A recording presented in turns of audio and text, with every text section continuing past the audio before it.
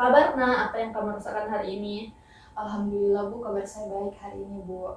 Alhamdulillah, tapi nampaknya wajahmu ini tidak seceria hari biasanya. Apakah ada sesuatu yang mengganggu atau hal yang ingin kamu ceritakan? Begini Bu, saya ingin menceritakan apa yang saya alami Bu. Oke, baik. Namun sebelum kamu menceritakan apa permasalahanmu, mari kita bahas bersama-sama. Nah, sebelum itu kita sepakati waktu terlebih dahulu. Bagaimana menurutmu? Saya setuju Bu, saya rasa 30 menit cukup Bu. Saya meminta Ibu bisa merahasiakan masalah saya Bu. Saya tidak mau sampai orang lain tahu permasalahan saya Ibu. Oke, baik. 30 menit cukup ya. Jadi, namun hal itu yang tadi kamu ceritakan bahwa masalahmu akan diketahui orang lain, kamu tidak usah khawatir karena dalam bimbingan dan konseling itu terdapat asas kerahasiaan di mana apa yang kamu ceritakan tidak akan diketahui oleh orang lain. Nah, bagaimana? Apakah kamu bisa menceritakan permasalahanmu? Begini Bu, saya merasa terbebani dengan tugas-tugas saya Bu. Tugas-tugas saya itu menumpuk, ditambah saya sering begadang dan merenungi diri saya Ibu. Kamu merasa terbebani oleh tugas-tugas kamu. Apa yang menyebabkan kamu untuk begadang setiap harinya? Saya bingung Bu, mau bercerita dari mana. Tidak apa-apa, pelan-pelan saja. Jadi Bu, sejujurnya saya merasa sangat frustasi Bu. Saya selalu kehilangan semangat untuk belajar dan nilai saya terus menurun Bu. Oh, mengenai motivasi belajar. Nah, saya mengerti bahwa motivasi belajar itu adalah sangat penting. Nah, pada tahap ini kita akan membahas mengenai titik pada motivasi belajar. Mari kita explore apa saja penyebab dari motivasi belajar. Apakah ada hal yang tertentu yang bisa menyebabkan motivasi belajarmu itu kurang? Saya rasa seperti saya tidak melihat tujuan akhirnya Bu.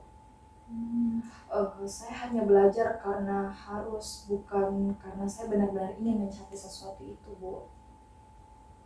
Jadi terlihat seperti kamu tidak memiliki tujuan. Apa yang membuat kamu berpikir kamu tidak mempunyai tujuan?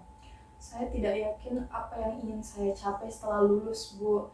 Semuanya terasa begitu abstrak dan sulit untuk dijangkau Bu. Jadi pertama-tama kita perlu menciptakan gambaran bahwa apa hal yang ingin kamu capai atau tujuan yang kamu capai. Kita tentunya akan membuat skala jangka panjang dan skala jangka pendek. Bagaimana?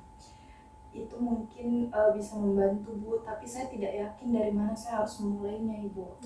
Tidak apa-apa. Nah, kalau dalam jangka pendek itu kita harus kamu dapat meningkatkan nilai-nilai kamu dalam mata pelajaran atau lebih meningkatkan kerajinan kamu untuk datang ke sekolah. Bagaimana menurutmu?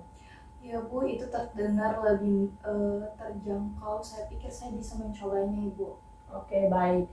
Untuk jangka panjangnya itu mungkin kamu bisa awali dengan membuat perencanaan atau merencanakan apa hal yang kamu akan lakukan setelah lulus SMA. Saya belum benar-benar memikirkan terkait hal itu Ibu. Oke, bagus. Mungkin kamu bisa merencanakan hal apa yang kamu sukai atau hal apa yang kamu minati terlebih dahulu. Mungkin ada beberapa hal Ibu seperti seni dan desain Bu. Wah, bagus sekali. Mungkin sekarang kamu bisa mengidentifikasi apa saja yang membuatmu semangat untuk meraih hal yang kamu minati itu dan untuk mencapai kehidupan dan kebahagiaan dalam kehidupan. Iya Bu, saya rasa itu memberi saya rasa pencapaian yang sebenarnya Bu. Jadi dengan memiliki tujuan yang lebih spesifik dan detail, tentunya kamu dapat meraih apa yang kamu cita-citakan. Jadi bagaimana menurutmu perasaanmu sekarang?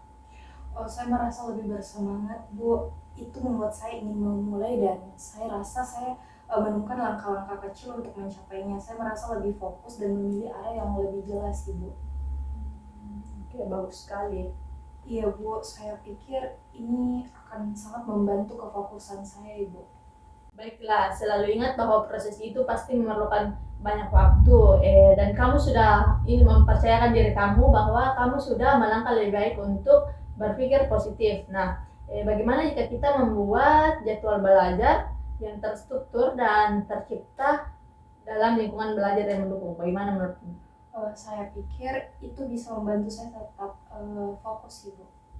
Oke, selanjutnya mari kita tentukan evaluasi secara berkala untuk melihat kemajuanmu Dan kamu jangan lupa untuk mengapresiasi segala apapun yang kamu lakukan ataupun hal-hal kecil untuk proses kemajuanmu. Iya Bu, pasti Bu. Saya senang sekali mendengarnya. Kita bisa terus bekerja sama atau kita bisa terus menceritakan hal-hal apa saja yang kamu akan sampaikan nantinya. Iya Ibu, saya merasa lebih siap untuk menghadapi tantangan ini Ibu. Oke, bagus. Kamu jangan pernah sungkan untuk datang ke ruangan ibu atau ada hal-hal yang ingin kamu ceritakan. Serta jika kamu butuh dukungan tambahan, pasti ibu akan membantunya. Iya Ibu, pasti. Oke, baik.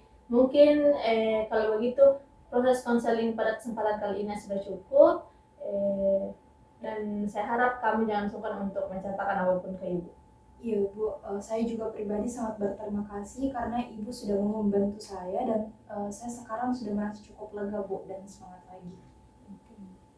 Oke, bagus. Jika kamu lebih antusias dan lebih semangat lagi. Iya Bu, terima kasih banyak atas apa yang telah Ibu sampaikan. Kalau begitu saya permisi ke kelas ya Ibu kembali. Oke. Mari Bu. Ya, hati-hati ya. Iya Bu.